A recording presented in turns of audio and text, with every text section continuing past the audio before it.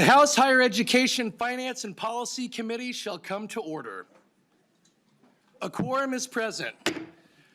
Vice Chair Coulter, have you had the opportunity to review the minutes from our March 13th, 2025 meeting? And if so, would you be willing to move their adoption? Mr. Chair, as long as there are absolutely no follow-up questions, yes. Representative Coulter moves the approval for the minutes of March 13th, 2025. Is there any member discussion? Hearing none, all those in favor of the motion, please say aye. Those opposed, please say no. The motion prevails and the minutes for March 13th, 2025 are approved. Members, the first item on our agenda for today is a presentation from the Minnesota Education Equity Partnership. And if the testifier would please make their way to the table, we will then be hearing Representative Frazier's bill, followed by Representative Clardy's bill, and finishing strong with Representative Perryman's bill. It is my great honor and privilege to welcome back a friend and mentor of mine, former Chair Carlos Mariani with the Minnesota Education Equity Partnership. Representative Mariani, welcome to the Higher Education Committee. Please introduce yourself for the record and proceed with your testimony. Super. Thank you, Mr. Chair. What a pleasure to see you again. And where's Madam Chair? Oh, there you are. Yeah. It's good to see you both. And of course, another chairperson I know is in the room as well. I was with him last week. My name is Carlos Mariani Rosa. I'm the Executive Director of the Minnesota Education Equity Partnership.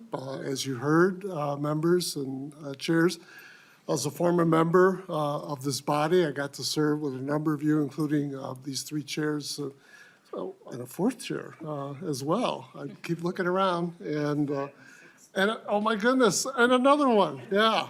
So lots of good people here. It was an incredible privilege for me to do what you do, lawmaking for the state of Minnesota, and helping to continually provide energy and hope and vision for our people, our great state. And it's in that spirit that I join you here today. I am joined by my two colleagues, Tambriana Williams, who's the director of our college race equity work at MNEP. Ms. Williams joined us about 5 or 6 months ago. And then also my good friend, Leah Tawa, Dr. John Peterson, who's our senior policy fellow at MNEP. You will hear from them later on the bill. You'll just be hearing from me at this point. And Mr. Chair, I have about 8 minutes, so hopefully that'll fit your timeline. I know all about trying to make these timelines work, man. It's tough work. MNEP came into, and MNEP is the Minnesota Education Equity Partnership. MNEP came into existence in the late 80s as a result of a group called by local philanthropists trying to figure out why their financial scholarship support for college students of color, while successful, was not producing the same rates of degree completions as their white peers. Understanding that an important part of our state's well-being depended on greater success rates among students of color, Indigenous students, an impressive group of Minnesotans came together to explore this question and was led by the great American Indian educator and eventual MNEP founder and my dear friend, the great Ron McKinley. The group included University of Minnesota President Dr. Niels Hasselmo, the Minnesota Higher Education Coordinating Board Director, Dr. David Longenegger. HECB, by the way, is now the Office of Higher Ed. President of Augsburg University, Dr. Paul Anderson, about as sweet a man as you'll ever meet in your life. Directors of the 3 state councils of color, and the American Indian Council. Minneapolis City Council President Sharon Sales Belton later became mayor of Minneapolis. Her counterpart Bill Wilson on the St. Paul City Council, state trio directors, several large public K-12 school district superintendents, and the heads of several local foundations. It was quite an impressive group of good Minnesotans. The basic conclusion of the group was the need to create a way to sustain a focus on learning and sharing effective practices for supporting students, for developing new policies and directing resources to implement those practices and to do all that across systems. MNEP was born, we were actually first called MEP to reflect the times, the Minnesota Minority Education Partnership. MNEP was born to be that coming together place. The HECB requested legislative funds to support that effort and at one point received $50,000 a year for MMEP. It's been stuck at $45,000 since the late 1990s, which of course with inflation has eroded the state's ongoing investment in the collaborative table. Much of our financial support, however, comes from private foundations here and nationally. Much has changed since those days, always influenced by the work of MNEP. 3 higher ed systems came together to create what is now MnState. A common commitment to student finances has produced a tense but firm agreement for a student financial aid system accessible for private, public, and land-grant attending students. The HECB became a governor's commissioner-led state department, and now, as I shared, is called the Office of Higher Education. Minnesota adopted a new K-12 school integration program. I actually authored that bill. Minnesota adopted a new K-12 English language learner framework, which I also authored. Minnesota adopted a new federal accountability system, ESSA, after the NCLB era, based on MNEP's work with parents of several language communities to identify high-quality academic English outcomes. Minnesota strengthened its work to diversify our K-12 teacher ranks and did so based on research and advocacy coalition that MNEP guided. MMEP changed its name. And challenges to Minnesota's education systems have also changed, sometimes for the better and sometimes becoming more acute. The percentage of the state's budget allocated for higher education has diminished since those days. Post-secondary affordability is challenging for many students, even with the new free college program and with important state aid adjustments. Minnesota education systems, SLEDs, Office of Higher Ed, MnState, et cetera, now regularly keep data disaggregated by race and culture as well as other demographic data so we can better plan and deliver effective education opportunities.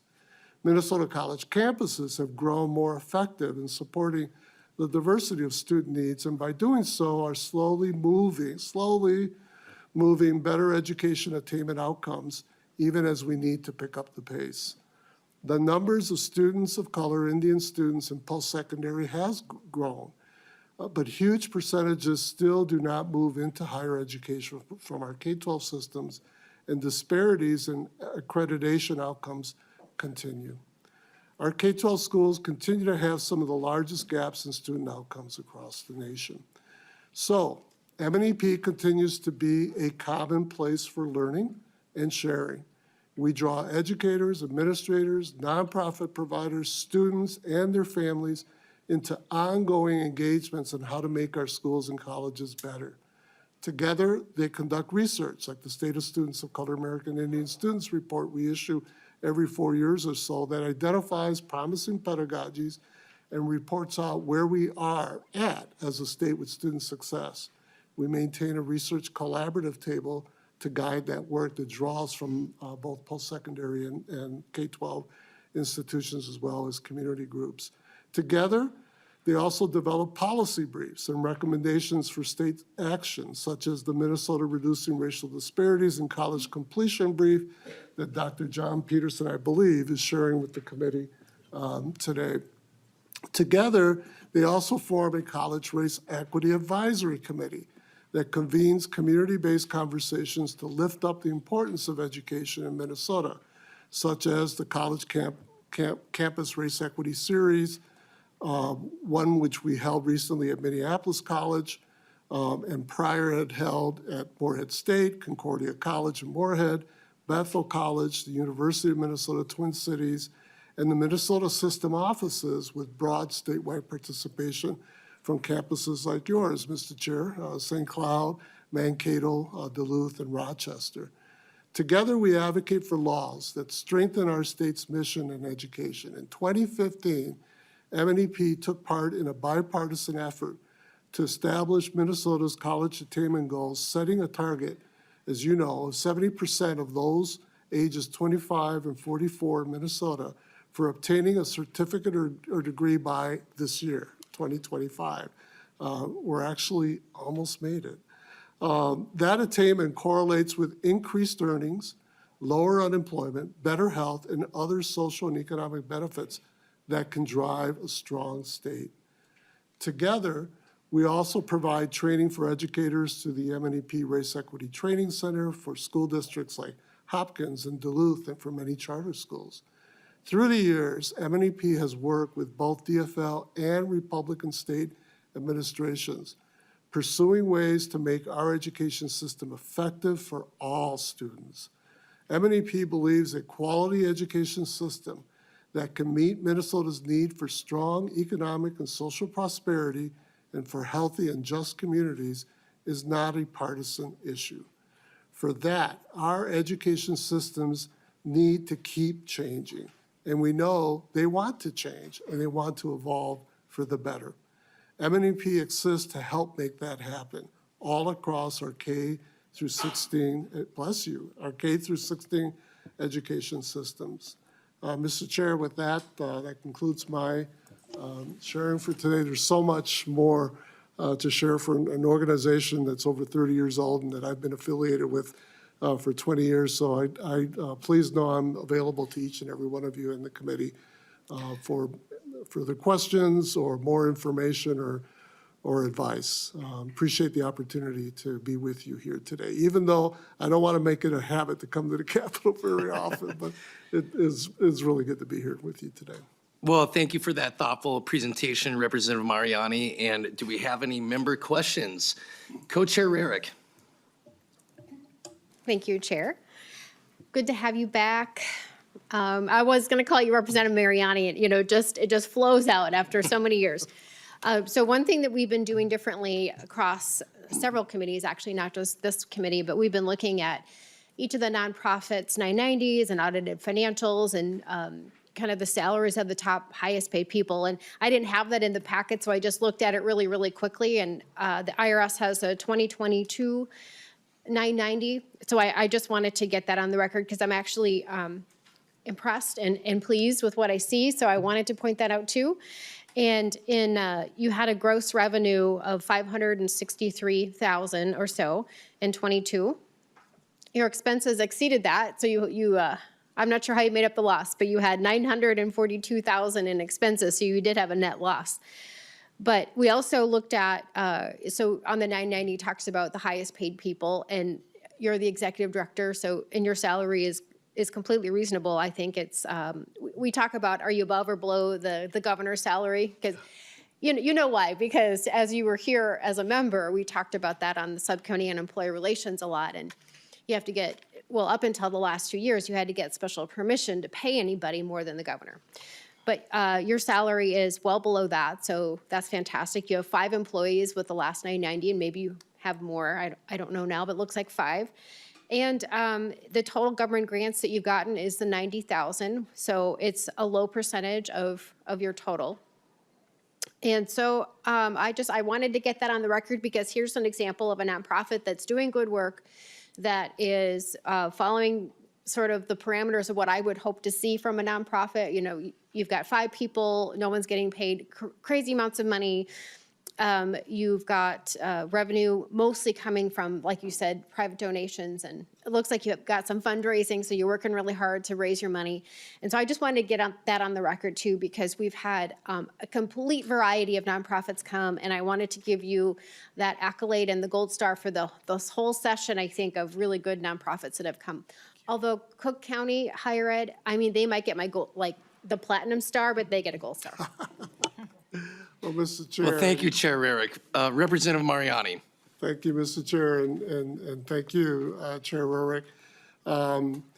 Leading a nonprofit's not easy work, I can tell you, but it's incredibly rewarding work. One of the peculiarities of nonprofits is, or at least ours, is that there are cycles that we're constantly writing. so we'll get a grant from a foundation that's a 2 or 3 year grant, for instance. And depending on how your accounting system is set up, that's either booked in that year or not booked in that year. So we've always balanced our books. But yeah, for any given year, you're going to see a shortfall or you'll see a large gain, and then those are basically sequestered to be used for later years. I don't know what the governor makes nowadays. I can't imagine that we pay any governor enough to put up with the headache, but I'm glad to hear that I don't make as much as the governor. Chair Rarick. Thank you. So currently, he has been offered $149,000 and some change. He's rejected that, and he's maintained his salary of $127,000, for the record. Thank you, Mr. Chair. Members, is there any further questions or discussion to this presentation? Seeing none, we will transition. The Manip team can stick around because we are going to transition to Representative Frazier's bill, House File 2090. And while Representative Frazier is making his way to the testifier table, I will move that House File 2090 be laid over. Thank you, Mr. Chair and Madam Chair.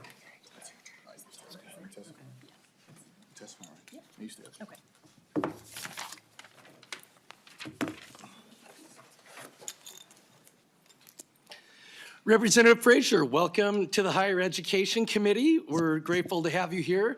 Please present to us House File 2090. Thank you, Mr. Chair, Madam Co-Chair, and members. Thank you for having me here today. Always hate to follow up behind Chair Mariani, but since this is supportive of the great work that he's been doing with Manip and the folks that we have here to testify, it is an honor to do so in this moment. House File 290 is a bill that would allow Minnesota to take bold steps to make higher education more affordable, accessible, and equitable for all students. With rising costs and persistent barriers to college completion, these initiatives aim to expand financial aid, increase student support, and secure the long-term stability of the state's higher education system. To ensure that financial aid keeps pace with the real cost of living, the state grant living allowance will increase from 115% to 121% of the federal poverty guideline, helping students cover essential expenses. Additionally, the State Grant Plus Scholarship Program will provide eligible students with an extra 25% of their state grant award, reducing financial strain and making college more attainable.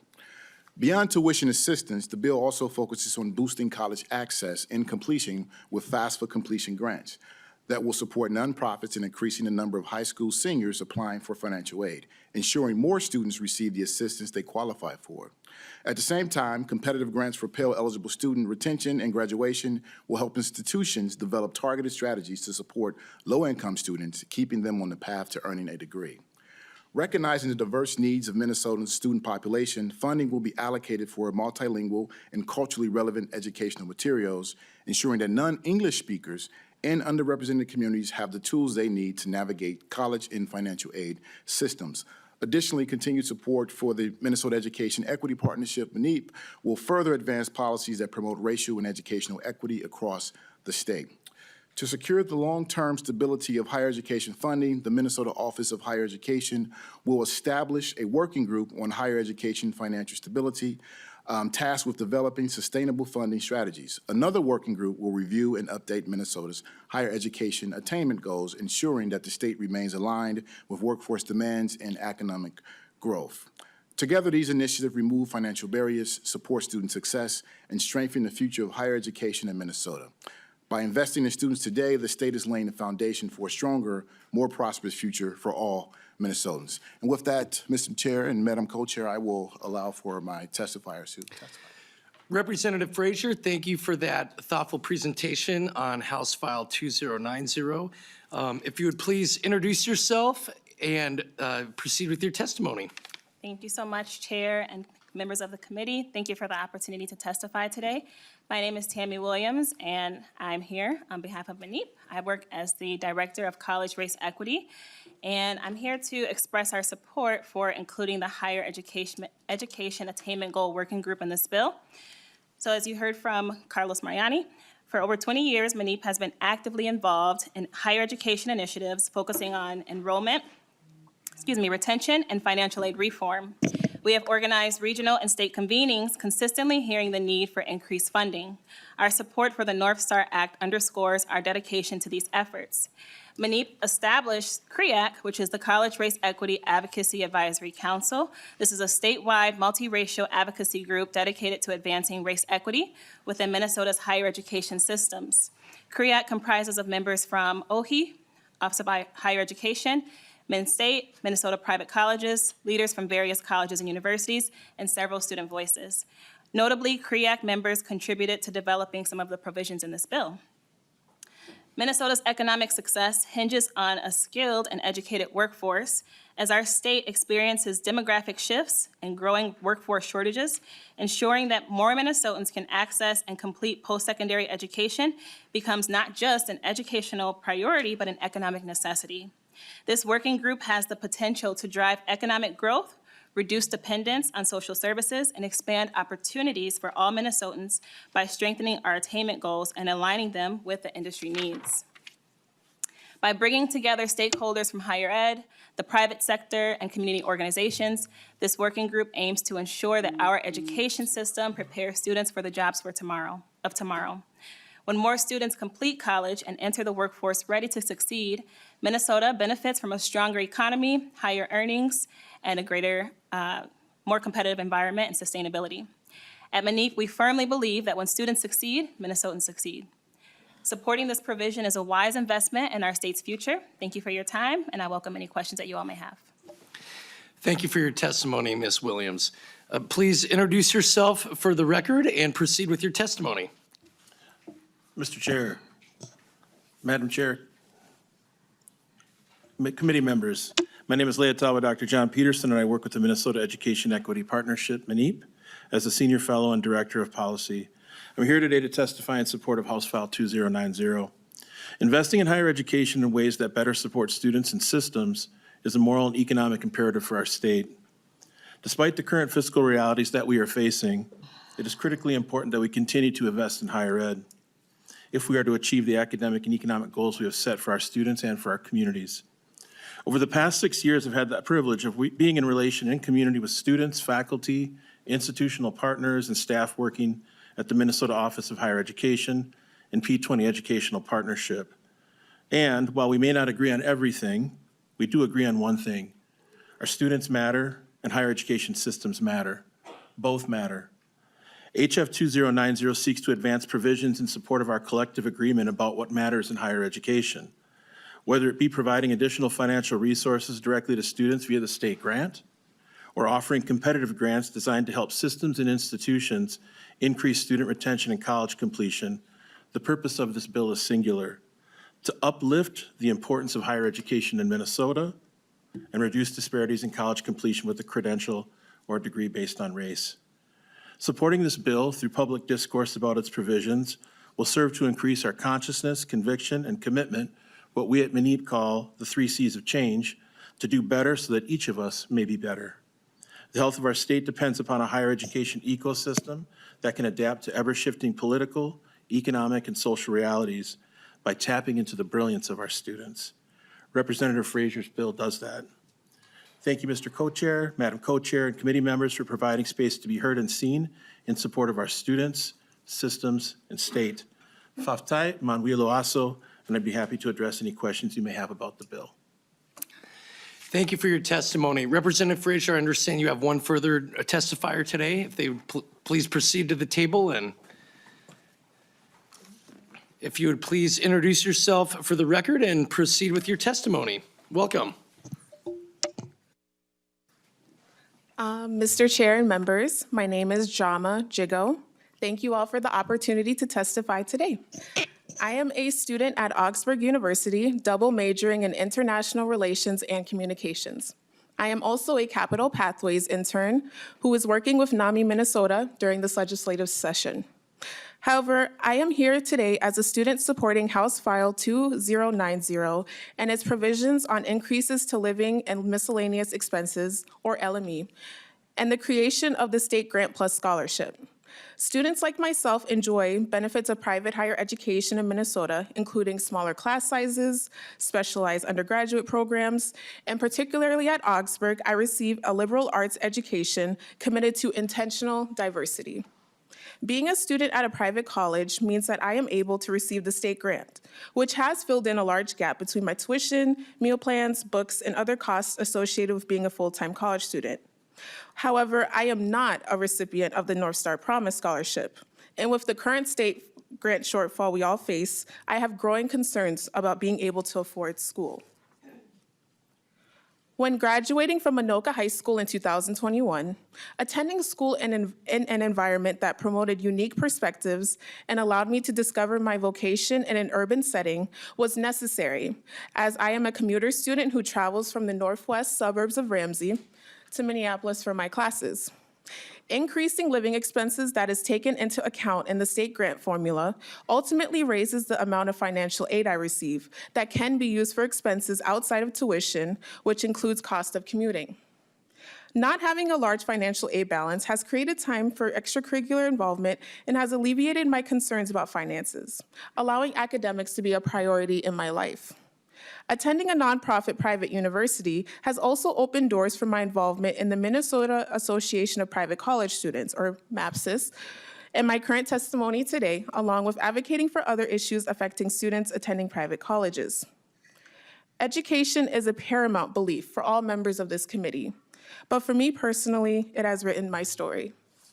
As a first-generation student, my parents immigrated to Minnesota from South Sudan in 1998 in hopes of a better life. And the chance of receiving a quality education is one of the many reasons why they left the war-torn country as refugees. Once my parents both became U.S. citizens, my father then enlisted in the U.S. Army in 2008, partly to afford my siblings and I the opportunity to attend higher education with lowered costs due to the GI Bill and other financial assistance that is offered to active duty service members and their dependent family members. Additionally, I have applied to and received an array of scholarships and grants before and during my studies at Augsburg to compensate for not receiving aid from programs similar to the North Star Promise. As much gratitude as I have for all these opportunities, I wish for these funds to be shared amongst my classmates, not only at Augsburg, but across this whole state. This is where the Minnesota State Grant and now the State Grant Plus Scholarship will afford and empower students like myself, who historically are not seen in certain institutions and systems, the chance to attend college and fulfill their destiny to be part of the future generation who could be responsible for advocating and making decisions for Minnesotans. Because I am set to graduate this upcoming fall, I worry that I might not have enough financial assistance to finish my undergraduate degree. Between finishing my credits, working as a direct support professional full-time, interning with NAMI Minnesota, and having responsibilities within my family, the creation of the State Grant Plus Scholarship, along with the other proposals brought to this committee by the Minnesota Education Equity Partnership and Representative Frazier, will bring financial fairness and uphold the priority of higher education that this legislature has made. And for that, please support House File 2090, and I thank you all for the opportunity to testify today. Thank you so much for your testimony. We will now move on to member discussion of House File 2090. Representative Novotny. Thank you, Chair, and Representative Frazier, thank you for bringing the bill. I have a question, though, about the appropriations. They're left blank. Do you have some estimate, guess, at some target that you're looking at? Representative Frazier. I'm gonna defer. We left it blank, obviously understanding the budget situation that we have now, and we're continuing to have conversations around this. I'm gonna let Mr. Peterson comment if you'd like. Dr. Peterson. Thank you, Mr. Chair. For the one-time appropriations, I think any amount would be helpful. Honestly, the ongoing, we recognize is going to be incredibly challenging during the current fiscal situation that the state is facing. We were hoping that we could get these ideas out on the table so that perhaps this body could have some conversation about the concept, the idea, with the knowledge that it is going to be tough to invest any more dollars than what have already been committed, or when you get to target, you'll have a better idea of what's going on with the fiscal side of things. But the one-time appropriations would be helpful, whether it's the support to the nonprofits to help out with the FAFSA grant completion, whether it's providing some competitive grants to the Office of Higher Education for institutions to help with college completion or retention. Those would be one-time appropriations, so thank you. Anything further, Representative Novotny? One more follow-up. Go ahead. Representative Novotny. Thank you, Chair Wogamont. Representative Frazier, or Dr. Peterson, do you have a per pupil a target number that you're looking for, or a number of students that you want to help? I mean, you had to have some, there's Right. some dream number. If you had in a perfect world, what would it be? Dr. Peterson. Mr. Chair, which specific provision are you referencing? Representative Novotny. Thank you, Chair Wogamont. You've got 2 lines, Section 10, the appropriation for the state grant scholarship. And that continues on to page 8-1. Those are blank appropriations. So in a perfect world, what would that number be? Dr. Peterson. Mr. Chair, in a perfect world, I would say $50,000 for the one-time appropriations would help. It's a small, I mean, and I don't want to say it's a small amount, but when we look at the state of English learners in K-12, for example, they are the lowest performing students in the state. They fall 59 complete points on the MCAs behind their white counterparts. What we've heard feedback on is that some families struggle to find the way to understand some of the information that's on the Office of Higher Ed's website. So even $50,000 would be supportive of supporting the office to create more multilingual, culturally responsive resources on the website for families to access, especially in the case of multilingual learners and English learners. When it comes down to the state grant appropriation, I just want to find my notes here. This is what we'd be looking at. How much would the state grants plus scholarship be? The following is based on average state grants for the fiscal year 2024. And we could extrapolate off this information, I think, pretty easily based on the number of students that receive Pell Grants. At the University of Minnesota, the average state grant is about $6,100. A student with an average state grant would get a state grant plus scholarship of roughly $1,500. At nonprofit institutions, the average state grant is about $5,800. A student with an average state grant would get a state grant plus scholarship of $1,450. At Minnesota State Universities, the average state grant is about $3,200. A student with an average state grant would get a state grant plus scholarship of about $800. And then finally, at Minnesota State Colleges, the average state grant is about $1,400. A student with an average state grant would get a state grant plus scholarship of about $350. You'll also notice in the bill that the commissioner can raise or lower the 25% match level if there is a surplus or shortfall in the appropriation.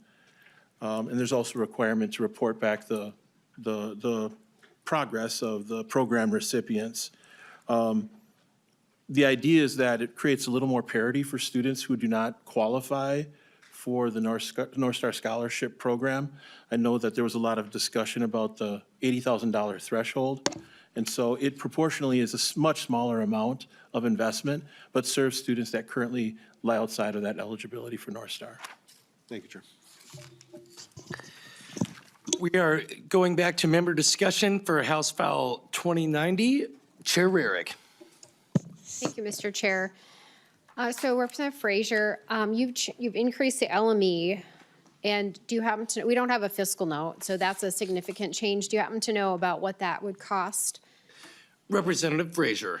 We do not have the numbers yet, Chair Rarick. But again, one of the main reasons that I wanted to carry this bill, and I'm usually not okay with not putting numbers in, but I understand we're in a unique situation this session, looking at what we're facing in the outlying years around budget difficulties. But I do think this is after having conversations with constituents, students in my district that are impacted by this, it was very critical, important for me to be able to bring this conversation to the legislators so that we're thinking about it to make sure we can provide resources for those students in the future. Anything further, Representative Rarick? Thank you, yes. Chair Rarick. Thank you, Mr. Chair. So in the governor's proposal, he actually proposed to decrease the LME to 110%. You're proposing to increase it to 121%. So in my calculations, it's about $36 million more cost from the state grant program. And the state grant program already is $232 million short. If you kind of hold people harmless all the way through this whole process, we've had a massive hit. So just because you're not a part of this committee, that is basically the equivalent of one entire year's worth of state grant funding. So that's how much the hole is. So this would be creating a bigger hole of $36 million, not to even mention, that's just the LME. So then all of the other things would be creating an even bigger hole. And since we don't have a fiscal note, I was just hoping that maybe you would know some of that, or, be sensitive to some of that, because we're in a tough place. Even though we have about a $4 billion biennial budget, $232 million is a big hole in the state grant program. So this is making that hole much, much bigger. So I just thought I'd get that out there and see if he understood some of that. And we don't have a fiscal note, so we can't, my numbers are pretty good, but you never know. Maybe it's more, maybe it's less. It's hard to know. I'm usually pretty accurate, but we'll see. Thank you, Mr. Chair. Representative Frazier, did you want to respond to that? Yeah, thank you. Thank you, Mr. Chair, Madam Co-Chair. No, thank you for bringing it up. I am very sensitive to the situation and the particulars that we're in now with the budget. Very aware of the deficit that the state grant program is facing now. But again, my main purpose for this is that it is something that needs to be discussed. When I've had conversations with the students that are being impacted, that are concerned that they may not have that they may not be held harmless going into their next semesters for next year. Those are tough conversations to have, and I did promise them that I would make sure that I did my part in having a conversation to see what we could do as best we can to try to ease some of the anxiety that they're facing right now. Further member discussion on House File 2090. Representative Scott. Thank you, Mr. Chair, and I'm actually asking this question for Representative Robbins, who had to go see a constituent. But she was asking, would the practicality of the situation be better off to expand the North Star Promise program rather than maybe this approach? Representative Frazier. I don't have an answer for that. We haven't looked at that as a possibility, but I will say, I got to start texting members during committee meetings if we can get questions asked in real time like that. I like that.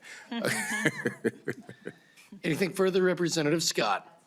Further discussion, Representative Liebling. Well, thank you, Mr. Chair, and thank you to Representative Frazier and to all of the testifiers.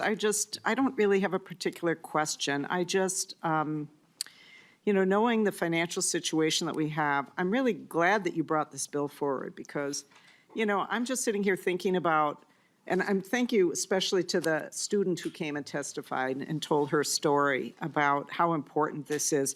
Because it isn't just a private good, obviously. It's great for a person who can go and get an education and move up the economic ladder and all that, but it's also a public good. Yeah. And when we think about the disparities that we have, that's just wasted talent that we all really need in the state. And we need everybody's talent to be developed as absolutely as far as they can go. In a lot of countries, higher education's free. Obviously, we're not there, but it just, it's kind of a little bit heartbreaking to even really think about it because, people want to say, well, we're spending so much money in Minnesota, but we have so much unmet need and things that are not handouts to anybody, but are really investments in public good. And I know, Representative Frazier, I know you are totally right there, but I just wanted to say that because in this committee, obviously, we all care a lot about this and we know we're not going to be able to meet the need. And this just really is making me sit here and think about how we're not going to really meet the need. And honestly, this kind of issue is one of the reasons I even ran for office in the first place a long time ago. So thank you very much. Thank you, Chair Liebling. Further discussion to House File 2090. Recognize Representative Hansen. Thank you, Chair. And Chair Liebling said a lot of what I wanted to say, Representative Frazier. So Corona class always out here doing the right thing, and I appreciate that a lot. We know that not being able to attain higher education holds so many people back from things that they do not need to be held back from. I am living proof of that, and I can't wait to see more people come and sit in seats like ours when they get opportunities like this. And so being able to stand in the light and do the right thing when we know better and have a chance to do better is exactly why I ran for office. So thank you for bringing this forward, and thank you for always doing the hard work. I appreciate you. Is there any further member discussion? Seeing none, Representative Frazier, closing remarks. Thank you, Mr. Chair, and thank you, members, for a lively discussion and for good questions. I appreciate those. Again, acknowledging the budget situation we're in, the uniqueness of this session, I'll just say, I'll go back to an investment in our educational system so that all Minnesotans can have access to it is an investment in our state as a whole. I attended the entirety of my higher educational attainment here in the state of Minnesota, public and private. So I absolutely personally understand the financial burden of being able to complete those degrees. And I want to, and I believe we all do, as elected officials, as arbiters of our finances, we want to make sure that all of Minnesotans have access to our higher education system because it makes the state better for it. Thank you. Thank you, Representative Frazier. I renew my motion that House File 2090 be laid over for possible inclusion in the Higher Education Finance Omnibus Bill. The bill is laid over. You too. Next up on the agenda is House File 982, a bill authored by Representative Clardy.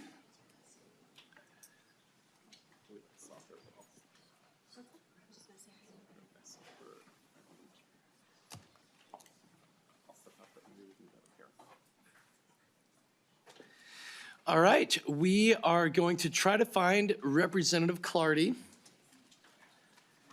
And if she is not available, Representative Perryman, if you would be on standby. Thank you.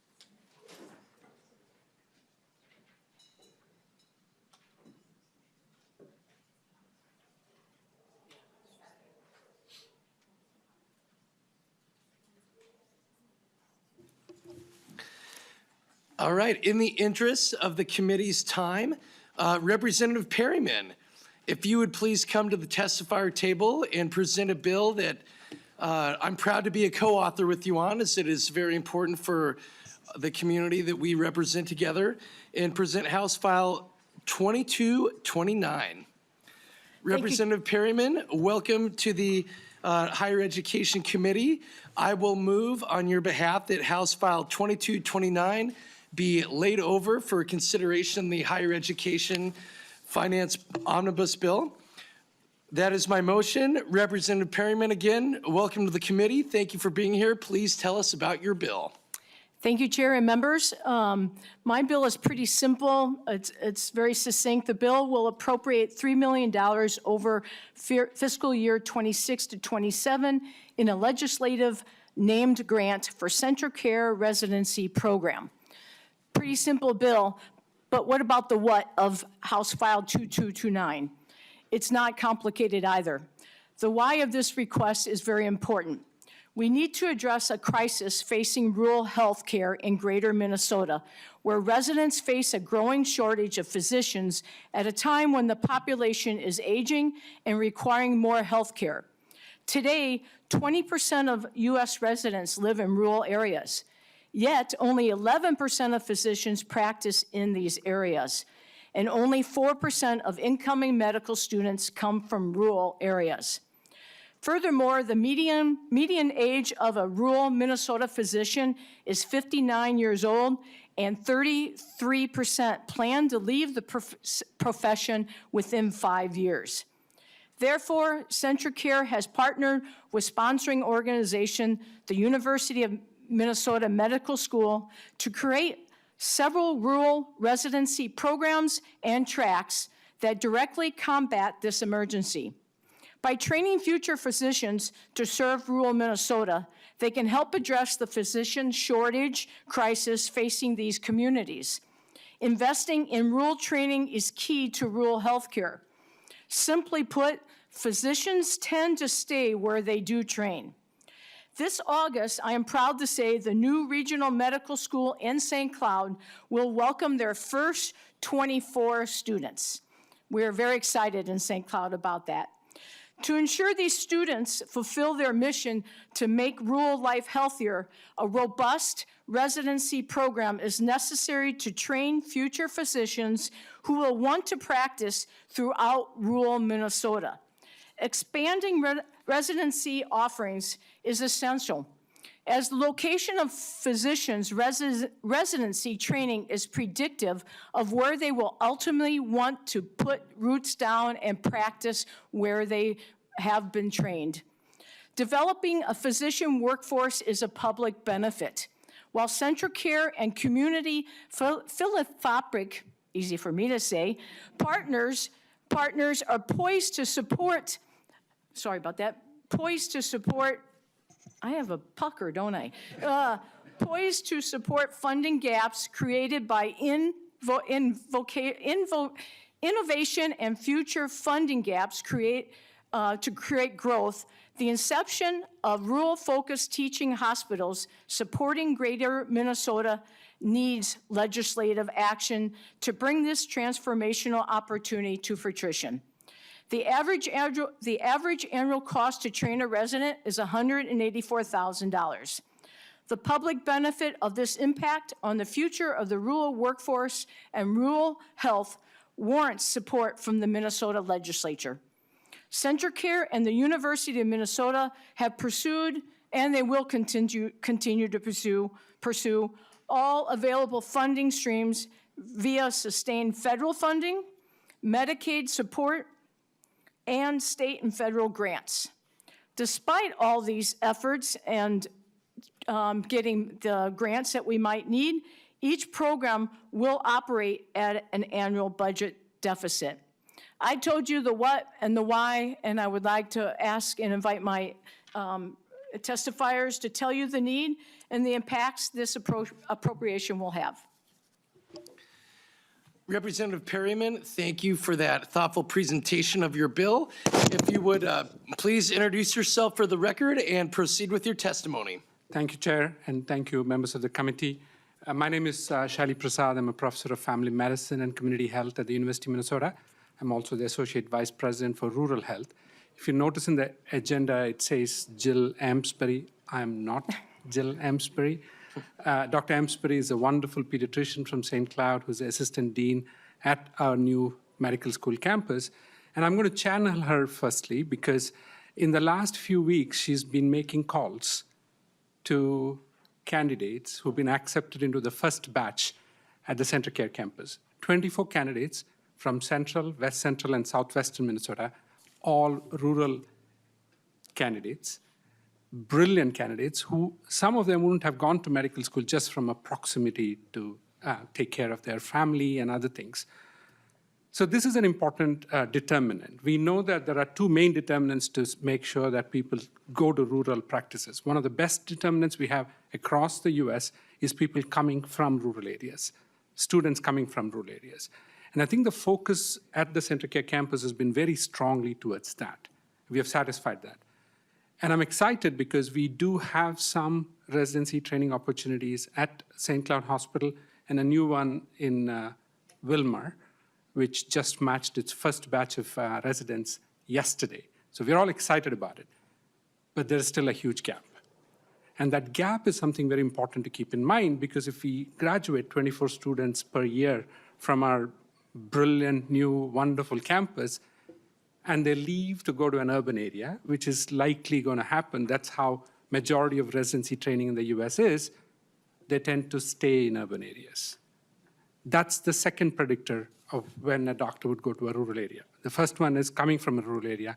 Second is how close is it to their residency training. So creating the space within the CentraCare institutions for residency training is a huge, huge need. And that's one of the reasons I feel this is a very important bill.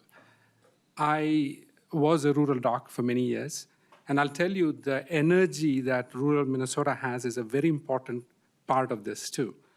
There are various economic modeling that has looked at what does the investment mean. I'm not talking about the healthcare part. The healthcare, obviously, proximity to see a trusted provider is a huge part of, healthcare delivery. But the economic modeling is something to keep in mind. Some of the modeling suggests that for every family medicine physician in rural area, the added economic benefit is about $1 million. If you have a family medicine doc who practices obstetrics, it's about $1.5 million. And that is beyond the benefit you see from just the healthcare delivery part. So I do feel that what we're talking about here is investment in the fantastic. It's not often that we see new medical school campus, so please forgive me, I'm really excited. This new medical campus is already creating that buzz about rural healthcare in Minnesota, which I think is a very critical point for us for the future. Thank you. Thank you for your testimony. If you'd please introduce yourself for the record and proceed with your testimony. Thank you, Mr. Chair and members. I am Mike Blair. I am the Chief Financial Officer and the Senior Vice President of Academic Affairs for CentraCare.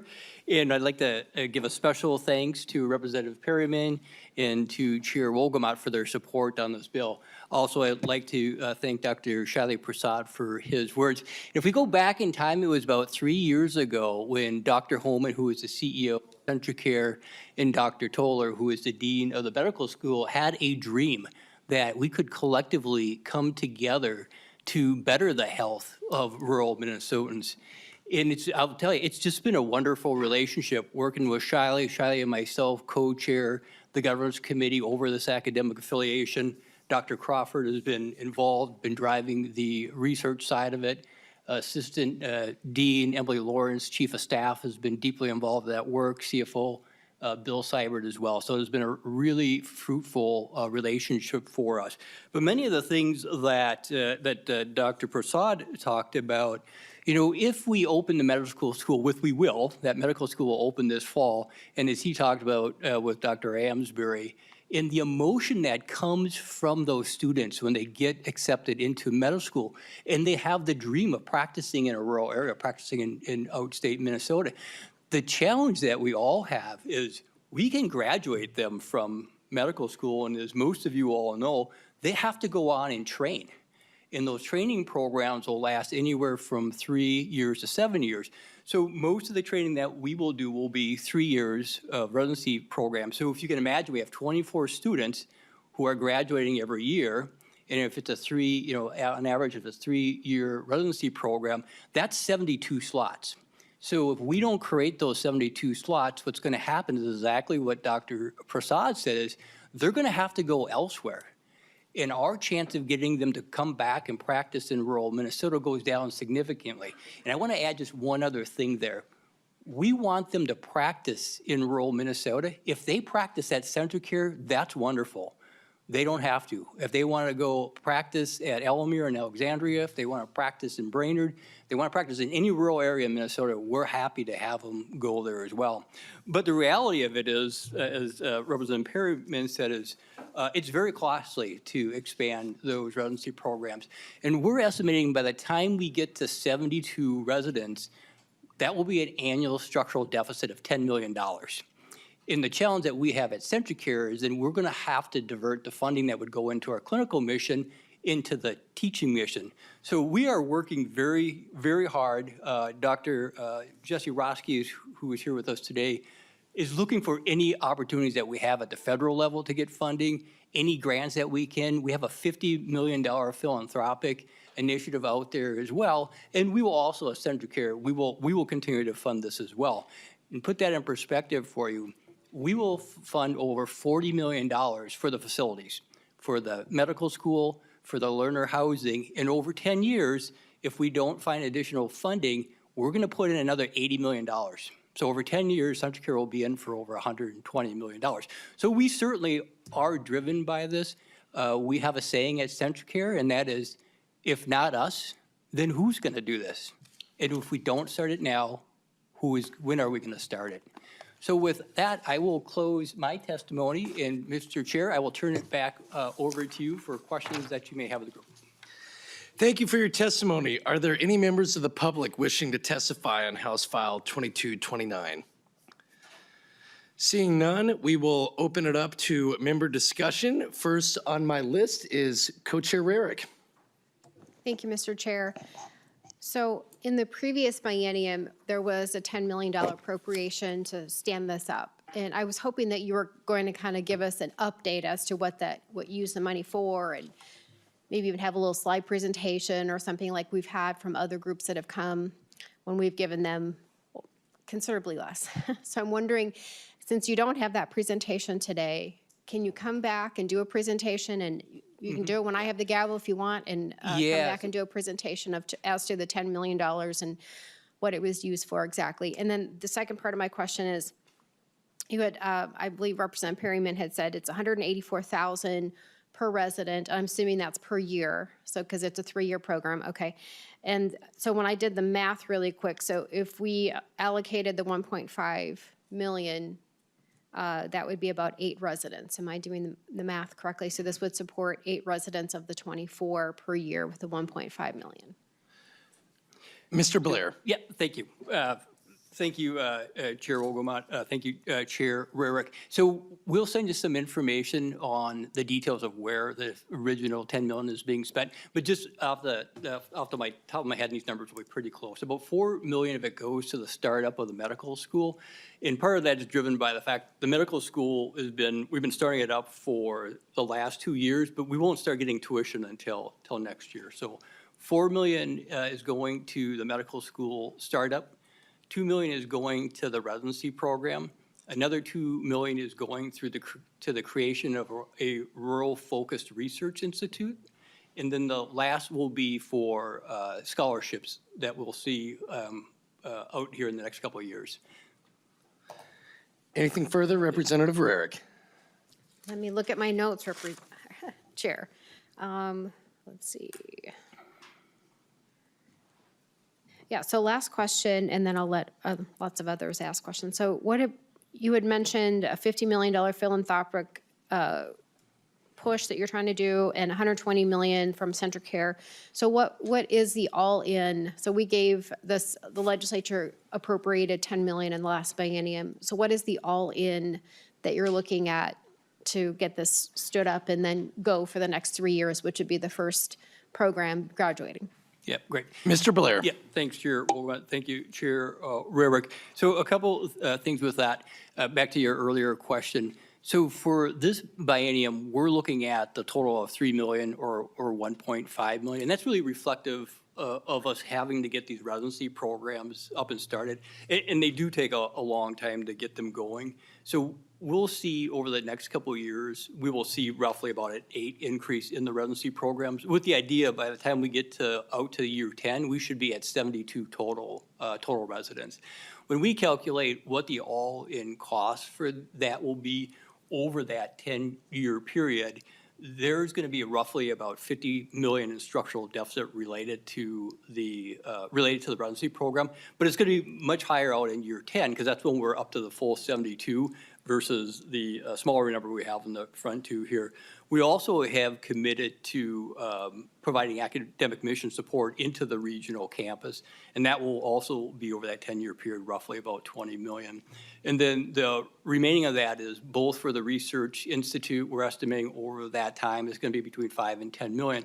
And then the last piece of that is the roughly $40 million that we're putting into the facilities. Okay, thank you. Next up on our list of member questions, Representative Liebling. Thank you, Mr. Chair, and thanks Representative Perryman for bringing the bill. And so I remember that Chair Wolgamott has been a big supporter of this, and he's gotten me to be a big supporter of it too, frankly. And I really appreciate the testimony. I really think this is important. It's a pretty exciting thing to get a new medical school branch in a new residency program. We desperately need this. But I also appreciated the questions because I kind of had some similar questions. Being new to this committee, I had some similar questions to what Chair Rarick was asking, and I'm just still not exactly clear, because unfortunately, we're going to have to prioritize our whatever, if we even have any extra money to spend. It's going to be really a tough thing to do. And so does this program have a base right now? I mean, Chair Rarick, you said no. It was just the 10 million that you all got for the startup and all that? So there's no base for this in the state budget? That's my first question, I guess. Thank you for that commentary and question, Representative Liebling. I will give the floor to Mr. Savory from our fiscal research to answer your question. Chair and members, the appropriation in FY24 was $10 million out of the higher education bill. It's a one-time appropriation, so there is no base moving forward for that particular line item. Yeah. Representative Liebling. Thank you, Mr. Chair. So, okay, so, yeah, so that is kind of concerning. I mean, I guess that kind of shows the situation we were in 2 years ago. We had a lot of one-time funding and not ongoing funding, so you got some of the one-time funding, which is great. And now we're, how do we keep this thing going? The other thing is, I was listening carefully to some of the answers about the specificity about what the money was going to do, because the bill is very not specific. Their language is very not specific. So I don't know that I have an additional question to what Chair Rarick was asking, but I was kind of looking for the same sort of idea of what exactly is this going to do? And I guess I'll look forward to seeing a little bit more, something that kind of brings together on paper to just show us kind of how, because again, as much as I, if in my world, where I usually work, which is health, 3 million isn't a huge amount of money, but I just know that we're going to be very tight, and I would like to be able to help make the case for this, but I think we need more specifics to help us make the case for it. So thank you very much. Thank you, Representative Liebling. Mr. Blair, did you want to comment on that? Yeah, thank you, Chair Wogelman. Yeah, I appreciate the comments there. We're certainly happy to provide more details in all the pieces to both that residency program and as Chair Rarick offered earlier. And we have provided that detail to the university, of which they did present at higher ed what that was used for in aggregate, but we'll provide more details to what spending goes there. But I also appreciate your commentary as well that the first 10 million, which we are greatly appreciative to get that 10 million, that was very helpful in getting the med school going, getting the research institute underway, and getting this residency program going. So very grateful for that as well. But I think you did call something out there that we're going to commit to the growth up to 72, and it's going to generate a pretty significant deficit for us as well. And if it's possible to get that funding, ongoing into the bill, which I believe has happened in the past, not necessary for CentraCare, that's going to be helpful, right? Because as we all know, especially as a CFO at CentraCare, we're always looking to see the challenges in healthcare. We're all well aware of the headwinds, financial headwinds that we're seeing in healthcare. We don't ever want it to get to a point where we have to choose between the clinical and the teaching mission. And that's why, we've come here in part looking for support for this year as we're growing. The reason we haven't come for a much larger ask is we're still in that early phase of growing from the current 18 residents that we have over the next 2 years. But it's really after that where that structural deficit grows year after year as we get more of these residency programs up and open. Thank you. Further member discussion to House File 2229. I recognize Representative Knorr. Thank you, Mr. Chair. I'm strong support of that integrated model where there's teaching and learning at the same time the care is taking place. And quick question about the funding sources. Do you get federal funds through the Medicaid system for the residency program that is being established right now? Mr. Blair. Yep, thank you, Chair Wolgamott, and members. Yeah, thank you. Our current residency program as mentioned, we have a total of 18 residents. We do get direct medical education for that. We also get IME, which is indirect medical education. You know, indirect medical education really, even though it's called indirect medical education, it's really intended to cover the clinical costs of treating more complex patients. But the other side of that is if you didn't have the residency program, you know, you wouldn't get that funding. So we do currently get Merck funding through the state. We do get IME funding through the feds. We do get direct medical education as well. It does not cover the cost of the 18 residents that we have today. We are running a structural deficit on the current 18. And as we talked about earlier, as we look to the future, we start with that current deficit on the 18. When we look at adding another 54, that's where we see over the long term it's going to create an increasing structural deficit each year. Anything further, Representative Noor? Thank you, Mr. Chair. Just wanted to ask the proposed cuts to some of the programs. That includes the residency program at the federal level. Have you guys considered the impact of the cuts from the federal government to your program?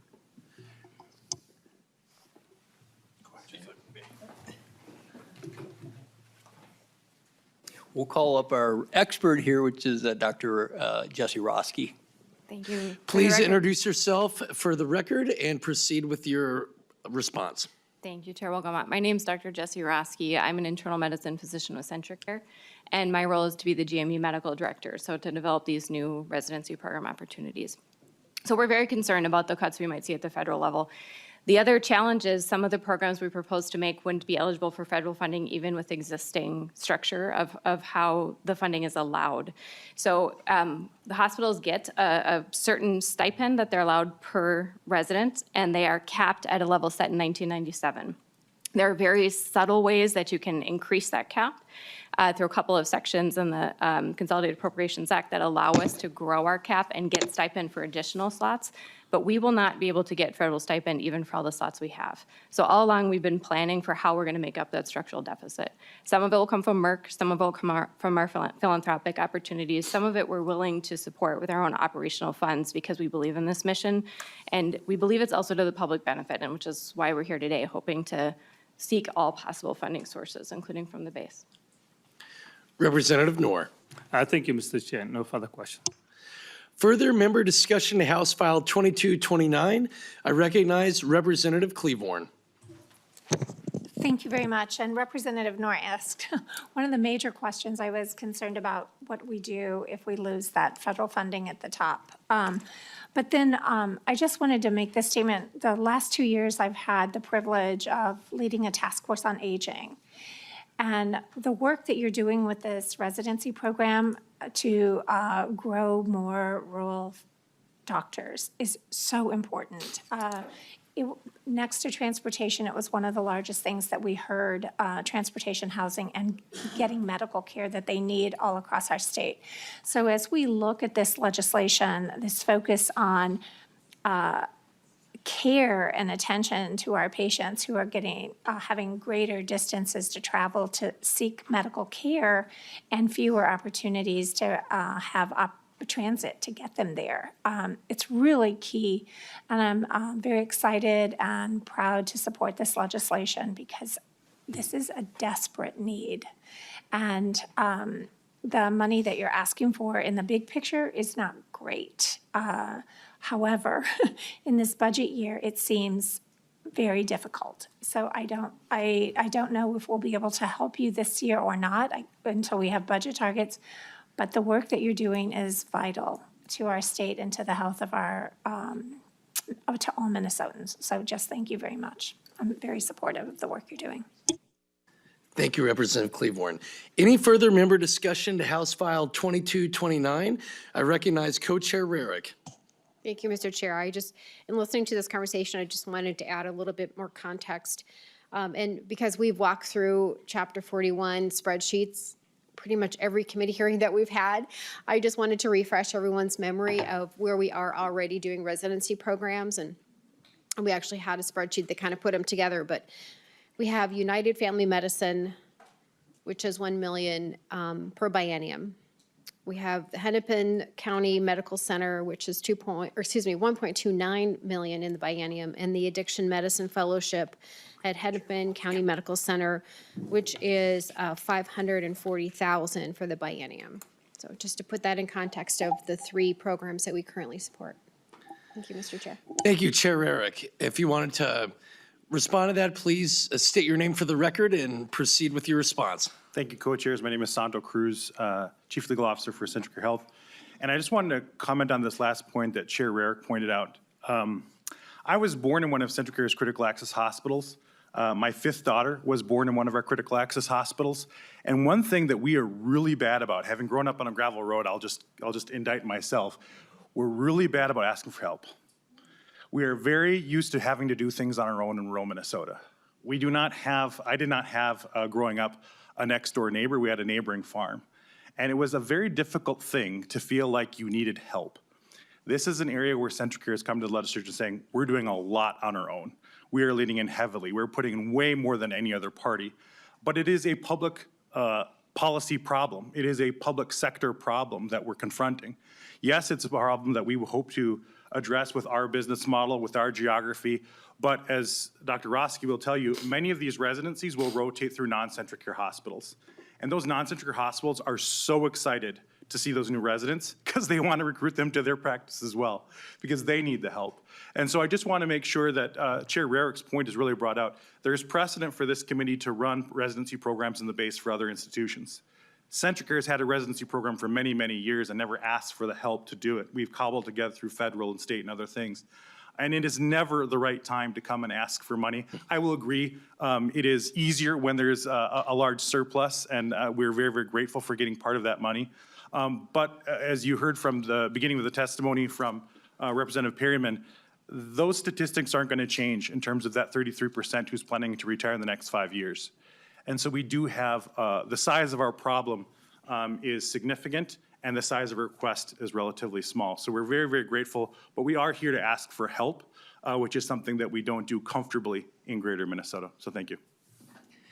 Thank you. Is there any further member discussion to House File 2229? I recognize Representative Cleaborn. Thank you. I just want to make sure, there is a geriatric component to this, is that right? Absolutely. So Representative Cleaborn, your point about how our aging population desperately needs these physicians is absolutely right.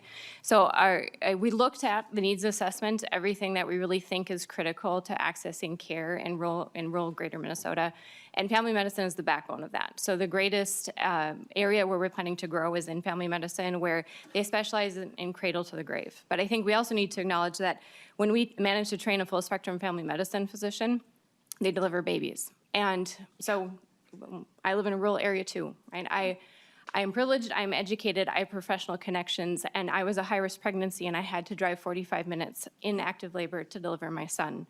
And that is a uniquely terrifying thing, even as a physician where you know what's going on. That is the reality for moms and babies in greater Minnesota as we lose access to obstetric care.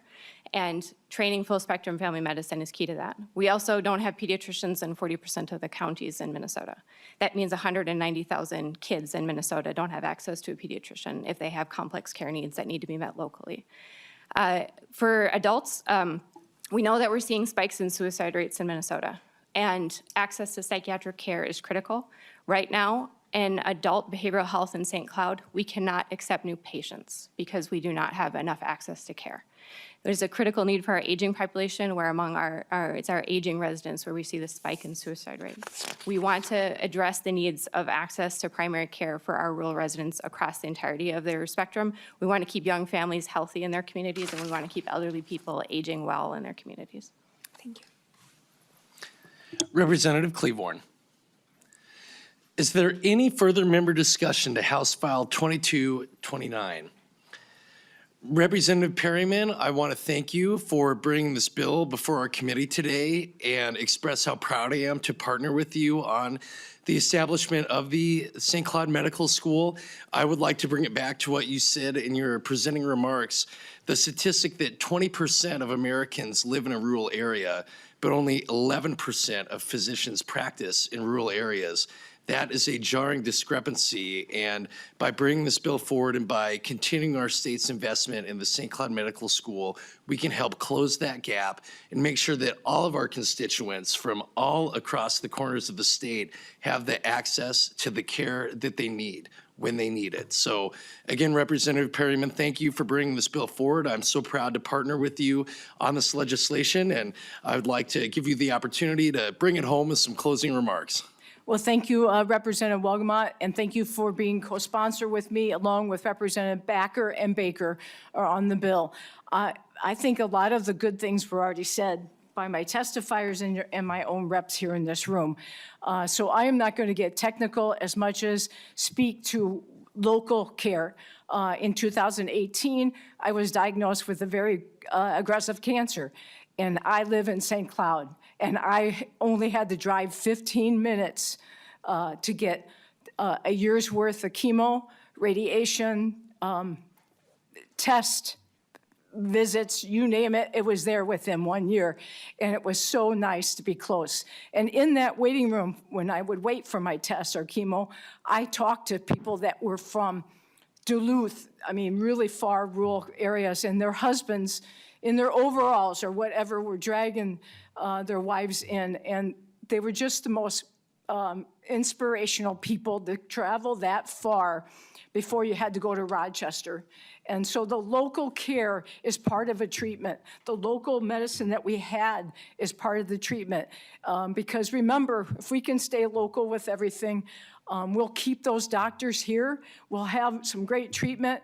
And also patients like myself, I had my friends, I had my family, I had my community. That was part of my treatment because they would show up at my treatments when they knew I was going.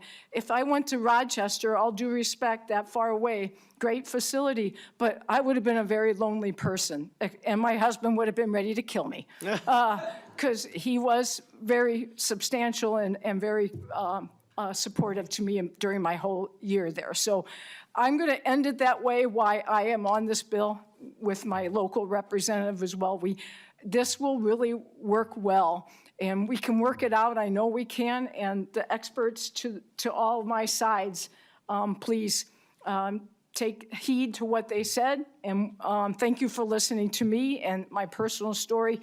Please come and visit. The building's in construction. It's really cool. And if you also would like to attend, I'm speaking on a turn here, Santos, but if you'd like to come to the first, they call it the white coat, and Representative Lieberman, you might know what that is, but the white coat ceremony is coming up soon, and I can't wait to go to it, but I've asked for a white coat. I wanted to wear one today. They turned me down, so I did the best I could. So thank you again, Chair, Co-Chair, and all the members of this committee. Thank you very much. Thank you, Representative Perryman. And with that, I will renew my motion that House File 2229 be laid over for possible inclusion in the Higher Education Finance Omnibus Bill. The bill is laid over.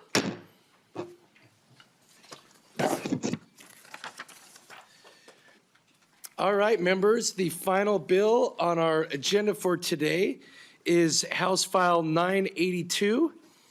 Representative Clardy, if you would please make your way to the testifier table. And while Representative Clardy does that, I will move that House File 982 be laid over for consideration. Excuse me, we had a last-minute change in the plans here. I will move that House File 982 be re-referred to the Committee on Veterans and Military Affairs. That is my motion, and Representative Clardy, welcome to the Higher Education Committee. We're grateful for your time, and please present your bill. Thank you, Chair. Thank you, Committee. I'm really excited to be here. We get a lot of bills that we get to work on, but this one was brought to me by my constituent, and he was so passionate about it. It was something I had to do and that I really wanted to do. It does have bipartisan support, and basically, we always talk about how we should at state and national, how we should honor and give gratitude and opportunities for veterans. So that's what the purpose of this bill is.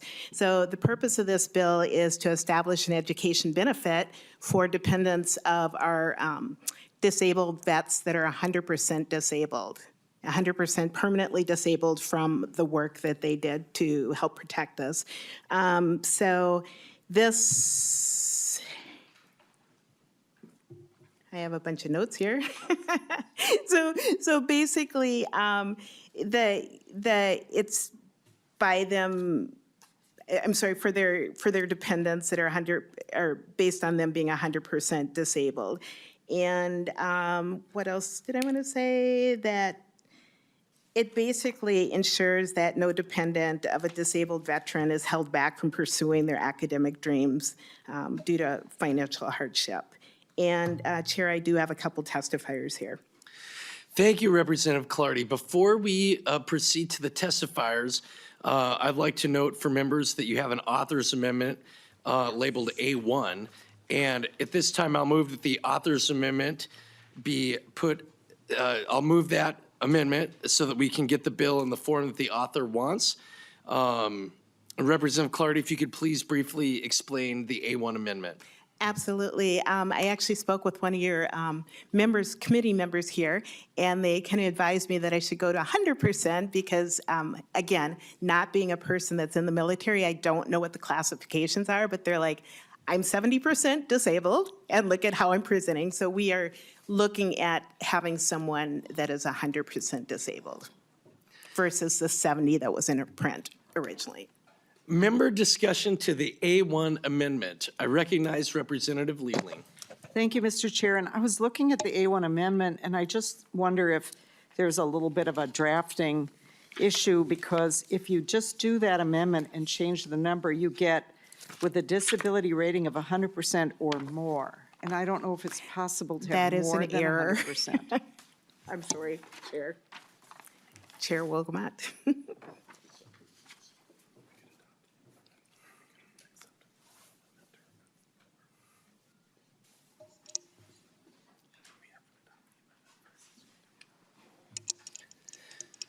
Okay, Representative Liebling, thank you for bringing that to our attention.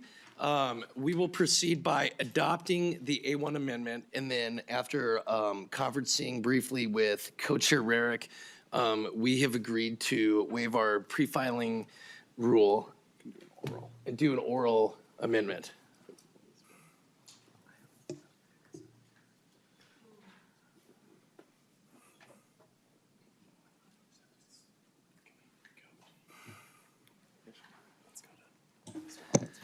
Okay, members, as we're trying to parse through the language of this bill, we are going to hear from Mr. Hopkins from House Research to provide clarification. So, Mr. Chair and members, the bill is going to veterans, which might be the best place to review this. But my understanding is that veterans can stack various kinds of disabilities, so it can be possible to be more than 100% disabled when you combine multiple kinds of disabilities. Representative Clardy, how would you like us to proceed with the A1 amendment? Yes, so move, as is, based on the explanation. So, Okay, members, we will adopt the A1 amendment, and then again, my motion is to re-refer the bill to Veterans and Military Affairs. We will be sure to make note of that to those co-chairs and committee members, and they can pick up that question there. Okay, any further discussion to the A1 amendment? Seeing none, all those in favor of adopting the A1 amendment, please say aye. Aye. Those opposed, please say no. The motion prevails and the A1 amendment is adopted. Representative Clardy, I see that you have two testifiers here to provide testimony on this bill. Please please introduce yourself and proceed with your testimony. Yes, my name, pardon me for a minute. Chair, Madam Chair, thank you for this time. My name is Alan Gursky. I'm a 100% disabled American veteran. That's because I was in the Navy for 20 years, defending our country to its fullest. And I am married with 4 children. They will be of college age coming up here soon. And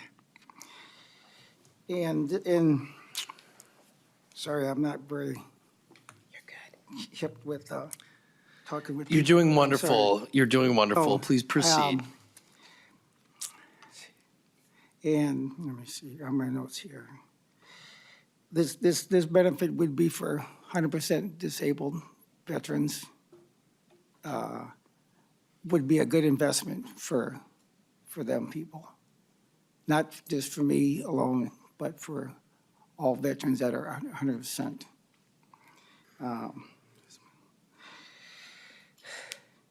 As you know, this, because as a veteran at 100%, I'm at a fixed income.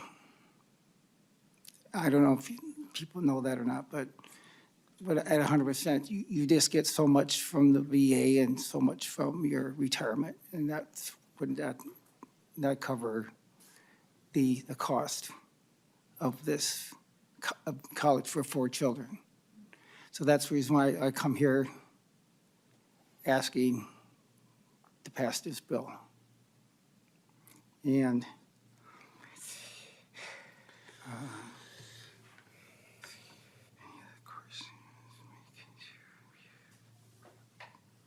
yeah, and another thing, I've been doing a lot of legwork on my own, talking to several senators and House of Representatives on both sides of the aisle for the past month. And all the ones I have talked to, they were all for this bill. Matter of fact, I see one that I have talked to on this committee here. Thank you. And go ahead, please continue. And so I'm asking for your support for this bill. Thank you, and God bless. Well, thank you. Any questions? Thank you so much for your testimony, and thank you so much for your service. Thank you. If you could please introduce yourself for the record and proceed with your testimony. Thank you, Mr. Chair. I'm Trent Dilks, Legislative Director for the Disabled American Veterans Department of Minnesota. I appreciate the opportunity to speak on this bill. Compliments to my fellow testifier. I have been working on and off on this for over a decade. It's how long I've been working for Minnesota's veterans. I had kind of given up on it, and then the phone started ringing and kept ringing and kept ringing, and it really helped remind me how important this benefit could be. When we look around, we see that this is something that other states have been able to prioritize. Just a fun fact for you, I'm not comparing states, but I kind of am. Alabama is #1 in this. If you are 40% disabled veteran, it is 10 semesters free college education for your dependents. So anything we do here will be short of Alabama, but I'm hopeful we can do something. As I work with veterans and I work with the, we get kind of lost in the numbers, 100% disabled, things like that. I will tell you, with over a decade of this work, what we're really talking about, especially with younger veterans, is some of the more severe disabilities from this generation of war. Traumatic brain injuries and post-traumatic stress disorder. As we look at the numbers and we talk about the percentages, we can often forget what those impacts mean on the dependents. If you're the dependent of a veteran who is suffering from a high level of disability from post-traumatic stress disorder, TBI, the 2 most common disabilities for the generation that would have kids that are coming of college age, you have paid your own dues. You have been a caretaker for your veteran. You have provided things for them. And the ability to provide this benefit is a small way of saying thank you to those dependents, I think would be a wonderful, wonderful gesture. The changes to the FAFSA mean that disability compensation will not be included after the 24-25 school year here. So I think as you look at a fiscal impact, you're probably looking at a much smaller number than previous years that looked at this, because disability compensation is a non-taxable. So as you look at those numbers, I understand the budget realities and working on a lot of different issues for veterans, but this is a group who have paid their dues. Not just their veterans, but their dependents have paid their dues. So any opportunity to make this a reality in Minnesota would be greatly appreciated. It's been a priority of the Commander's Task Force for over a decade. Honestly, we gave up and dropped it off of our agenda for the first time in over a decade just this year. Thank you for your testimony. Are there any members of the public wishing to testify on House File 982? Seeing none, we will now go to member discussion. I recognize Representative Duran. Thank you, Chair. I just want to let everybody know that I am co-author on this bill here. I do support it. I think this is a great bill to actually give back to our community members that have served our country and fought for us. So I'm also the one to ask for the amendment as well to it. I just felt like we were as a state financially, and who I know as local veterans who are disabled at 100%, I wanted to make sure that they got first dibs at this. So I appreciate it. Thank you. Thank you. Further member discussion to House File 982. I recognize Representative Robbins. Thank you, Mr. Chair. Thank you, Representative Clardy, for being here, and to your testifiers. I am inclined to support the bill. I think it's great. I just had one quick question. It says that it's they can enroll in schools operated by the Board of Regents of the University of Minnesota, and I believe MnState, although I'm not seeing it right now. I just wondered, why is it limited to that? The state grant is available to public schools, tribal schools, so I just wondered, would you consider making it available to whatever school they're interested in attending? Minnesota school, just to be clear, here in Minnesota. Representative Clardy. I would be open to the conversation. When this bill was being structured, I was trying to keep parallel to some existing funding that's going on in the state of Minnesota, because there's some, this is just how I'm thinking through, but there's some grant opportunities that are out there, but they are only going to public, so I was trying to be more parallel. I'm open to the discussion. I would have no problem with it, but I'm just wondering what the public would want.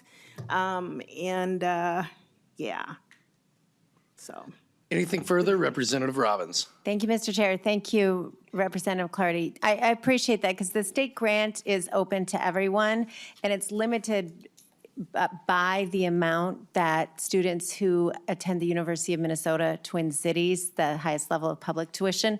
So it is even, it's not giving more dollars to kids who go to private schools. So I would encourage you to just consider that, but it's a great bill, and thank you for your service.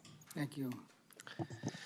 Further member discussion to House File 982. I recognize Representative Co-Chair Rarick.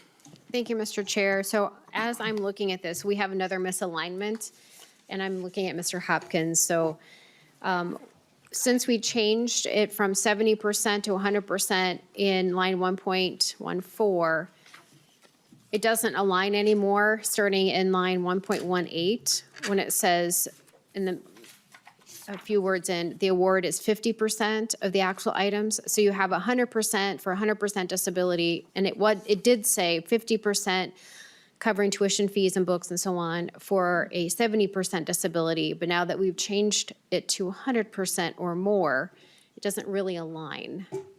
I'm wondering, so we have an issue with the language now that we did that amendment. Mr. Hopkins. Mr. Chair, Co-Chair Rarick, so the 50% at 1.18 is just referring to the amount of the award. And so the bill creates two different sort of classes of eligibility.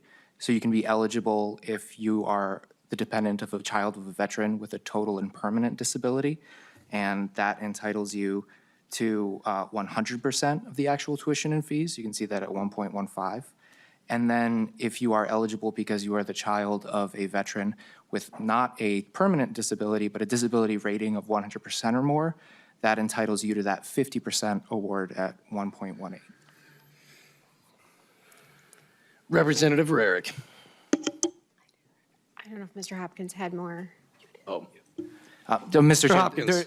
there are two different kinds of eligibility under the bill, depending on the disability status of the veteran, and there are two different kinds of awards levels in the bill that correspond to those two kinds of eligibility. Chair Rarick. Thank you, Mr. Chair.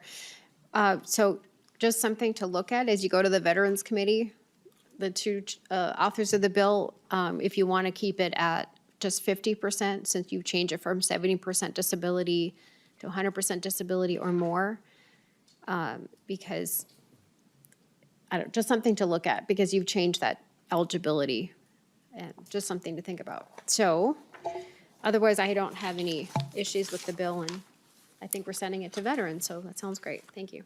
Mr. Dilks. Mr. Chair, Madam Chair, to touch base on that 100% thing, it gets very confusing. I hope that it'll be looked at to just put it at 100%. Those who are not permanent in total are your veterans who are suffering from cancers that are likely to become, were the veterans likely to become deceased or likely to have a major surgery and portions of their body removed. I don't think those are the dependents that we would mean to leave out of something like this. Permanent and total gets thrown around a lot, but those subject to reevaluation are often those who are terminally ill or those who there's a possibility of a major and drastic intervention. So they check in on them every 2 to 3 years to see if they've died or if they've had the cancer removed. So I just hope we'll look at the 100% as the level for that and correct the language, because you're correct, it creates an inconsistency.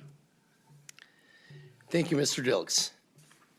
Further discussion on House File 982, I recognize Representative Coulter. Excuse me. Thank you, Mr. Chair. And actually, my first question just got answered by Mr. Hopkins. So the only other question I had is, what, if any, conversations have you had with MDVA about how this might interact with the State Soldiers Assistance Program? And the reason I ask is because I carried a bill on that last year when I was on the Veterans Committee, and it got a little bit hairy as we talked about making some changes there, and ended up that it may well have had a budget impact within higher education because of the impact to, in particular, in-state schools. So just want to make sure you're kind of thinking about that and curious if you've had any conversations about what those interactions might look like. Mr. Dilks. Mr. Chair, Representative, I'm familiar with the various attempts to do this, and I believe that one was looking at either the State Soldier Assistance Program becoming a last dollar in, or essentially a rounding down of the tuition, where this one is looking to create a scholarship fund to put those rates in. So whether the State Soldiers Assistance Program, I would envision, because they always have rollover money anyway, would be one of those funds that could be pitched in before you would look at the amount out of the scholarship, again, reducing the overall commitment of funds. So I think they work together very well in this way. In that way, everybody argues about who's the last dollar in, and everybody puts last dollar in and nobody gets to be last. So that's where the confusion was on that one. Is there any further member discussion to House File 982? Seeing none, Representative Clardy, closing remarks. Thank you, committee, again. I'm glad I brought 2 lifelines. I couldn't have done it on my own. This shows your unwavering dedication to those that have served us and commitment. So I look forward to taking this to Veterans Committee, and I really thank you for your comments and your reflection on the bill. Thank you. Thank you, Representative Clardy. Members, I will renew my motion that House File 982, as amended, be re-referred to the House Committee on Veterans and Military Affairs. All those in favor, please say aye. Aye. Aye. Those opposed, please say no. The motion prevails. There being no further business before the committee, the House Higher Education, Finance, and Policy Committee is now adjourned.